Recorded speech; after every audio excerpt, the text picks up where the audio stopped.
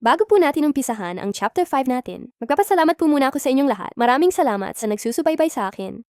Kahit hindi po kayo nag-iwan ng bakas, pero alam ko po pinapanood at pinakikinggan nyo ang kwento ko. At dahil dyan, sobra po akong nagpapasalamat. At sana, one day merong mag-share din. Lalo na sa nakakakilala sa aking mga anak. Sa akin kasi mga anak ko po ang dahilan. Or nagbigay sa akin ng lakas. Para patuloy, ay magkwento ng aking totoong buhay.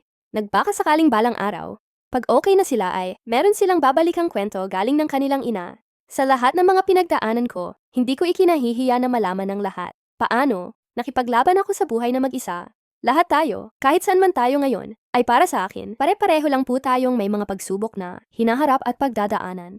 Lalo na pagpamilya, ang pag-uusapan natural lang yan. Walang perpektong buhay sa mundo, kakambal na natin sa ating buhay. Ang mga paghihirap, pagsubok at problema, kailangan lang talaga natin ng magpakatatag, magsikap, lakas ng loob, para harapin ang kung ano man ang darating sa atin. And huwag kalimutang magdasal, mahirap ka man, o mayaman, walang pagkakaiba. Lahat may ipinaglalaban, dahil tayo ay tao lamang, at gusto nating mabuhay, kaya laban lang. Kung ano man ang mga pinagdadaanan nyo ngayon, huwag tayong mawala ng pag-asa.